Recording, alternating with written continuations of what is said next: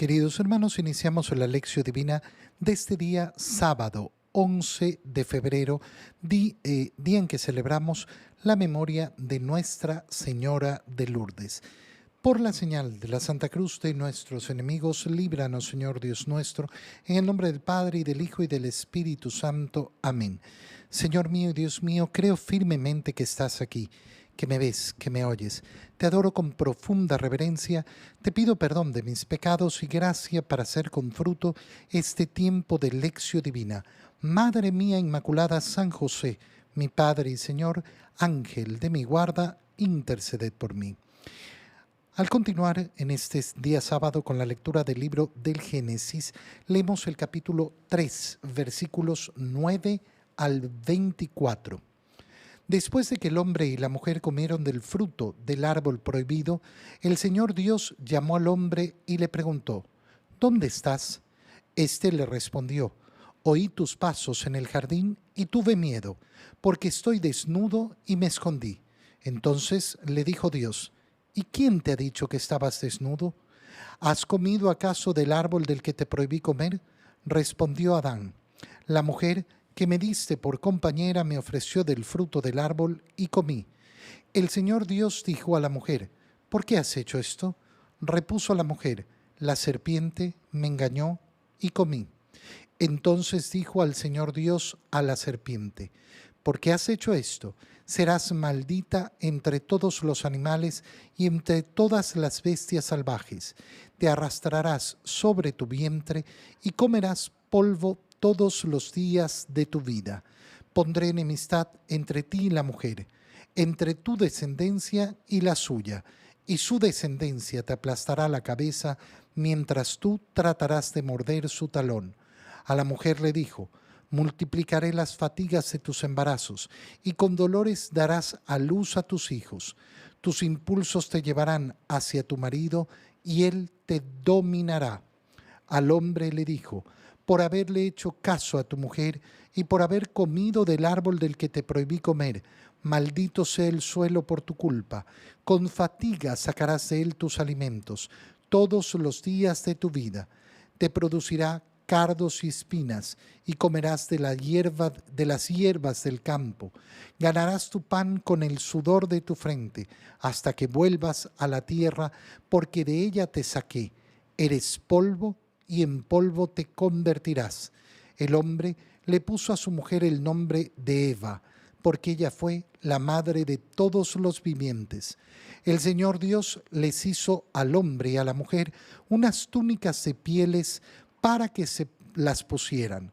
El Señor Dios dijo: aquí está el hombre ya casi convertido en uno de nosotros por el conocimiento del bien y del mal. Que no vaya ahora a extender la mano para tomar de los frutos del árbol de la vida, se los coma y viva para siempre. Entonces el Señor Dios lo expulsó del jardín del Edén para que trabajara el suelo de donde había sido hecho. Y expulsado el hombre, colocó al oriente del jardín del Edén a unos querubines con unas espadas de fuego ardiente para impedir la entrada hacia el árbol de la vida. Palabra de Dios. Leemos hoy día la continuación de lo que ocurre posterior al pecado original, donde el hombre y la mujer han comido del fruto de ese árbol prohibido por el Señor. Ya decíamos el día de ayer que no es Dios el que se aleja del hombre, es el hombre el que se esconde y se aleja de Dios. La familiaridad de Dios es preciosa. A la hora de la brisa camina por el jardín del Edén, a la hora de la familiaridad, pero el hombre es el que se esconde. ¿Dónde estás? Lo llama. Y es precioso porque vamos a empezar a leer aquí un diálogo entre Dios y el hombre, entre Dios y la mujer, lo que no vamos a ver con la serpiente. Con el hombre y la mujer les pregunta, les da ocasión a que confiesen lo que han hecho. ¿Dónde estás? Oí tus pasos y tuve miedo. Fíjate bien, ayer veíamos cómo el hombre se da cuenta que está desnudo. ¿Qué significa? Significa haber perdido esa amistad con Dios, esa gracia de Dios, esa presencia de Dios en su propia existencia. ¿Y ahora qué tiene? Miedo. El miedo es la consecuencia del pecado. Por eso el camino de nuestra salvación es un camino en el cual tenemos que vencer el miedo. El Señor nos ha entregado la gracia para salir de esta condición, la condición del pecado original. Y la condición del pecado original es una condición de miedo. Y por eso nos va a repetir el Señor una y otra vez, no tengan miedo, no tengan miedo. Y es una lucha que vale la pena. Tuve miedo porque estoy desnudo y me escondí. ¿Y quién? ¿Quién te hizo ver esta desnudez? ¿Quién te hizo darte cuenta de esto si era tu condición normal, tu condición natural? Significa que has roto con la condición natural, has roto con mi plan. No te pertenecía el darte cuenta que estabas desnudo. Sin embargo, por ir contra mí, entonces rompes con eso. Comienzas a temer lo que no tenías que temer. Comienzas a tener vergüenza de lo que no tenías que tener vergüenza. Es decir, se ha desorientado completamente tu razonamiento. ¿Acaso has comido del árbol del que te prohibí comer? Y aquí viene la respuesta canalla del hombre, porque fíjate lo que responde a Dios la mujer. Y esta va a ser una condición sumamente masculina, en la cual los hombres tienen que trabajar muchísimo para vencer la justificación de echarle la culpa a los demás y no asumir. Qué bonito hubiera sido escuchar al hombre, sí Señor, te desobedecí, perdón, pero no pronuncia esas palabras. La mujer, y además, no solo la mujer que tú me diste por compañía. Al final, ¿qué está diciendo el hombre? Yo no soy el culpable. La mujer que tú me diste, ¿para qué me la diste? Es tremendo, es la arrogancia misma, la canallada, no aceptar tu culpa. Y ya vamos a ver cuando viene el castigo por qué lo castiga al hombre con palabras muy claras. La mujer que tú me diste, es decir, la mujer la culpable y tú eres el culpable por darme a la mujer. El Señor no responde en ese momento. Pregunta a la mujer, ¿por qué has hecho esto? Y la mujer tiene por lo menos la decencia de reconocer. ¿Qué le dice? La serpiente me engañó y comí.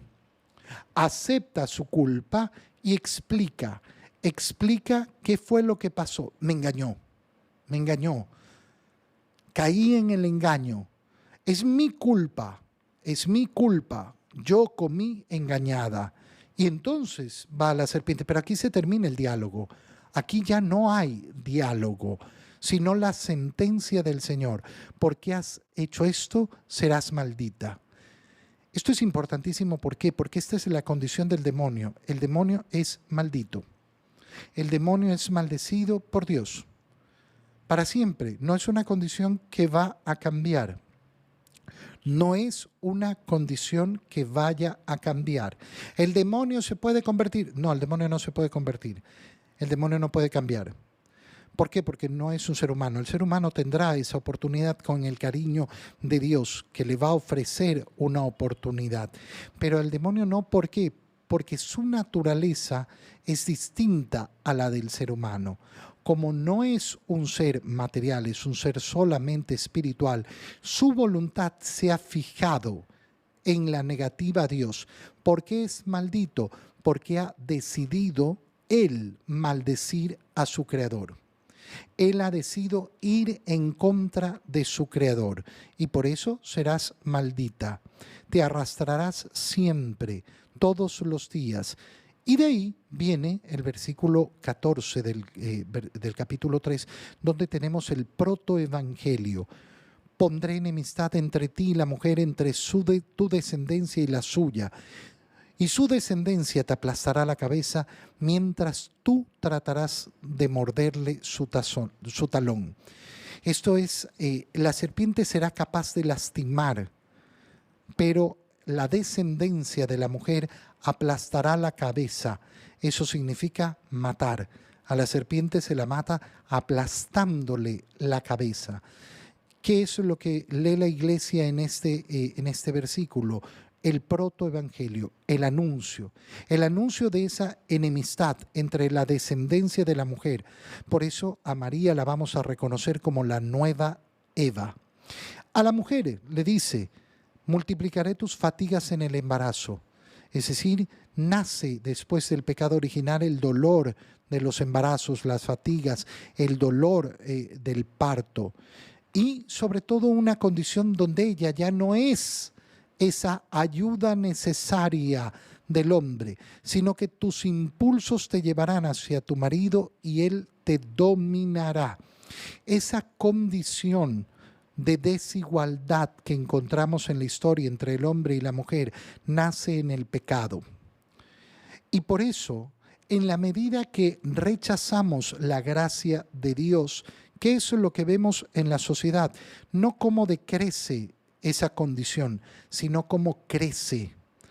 Crece efectivamente ese dominio del hombre sobre la mujer en diferentes formas en la medida que no se decide vivir la reparación, vivir la gracia de Dios, que no ha querido esta situación. Esta situación es post-pecado.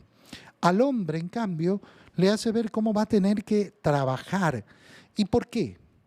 Y este es el punto importantísimo. Por haber hecho caso a tu mujer, por no haber cumplido el ser cabeza de ese matrimonio. Tú has dicho, ay, no, la mujer. No, tú no tenías por qué hacerle caso en el mal.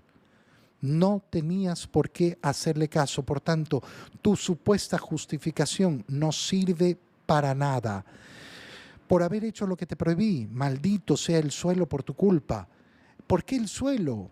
Porque el hombre había sido llamado para trabajar el suelo. El pecado original transforma no solo al hombre y a la mujer, sino a toda la naturaleza.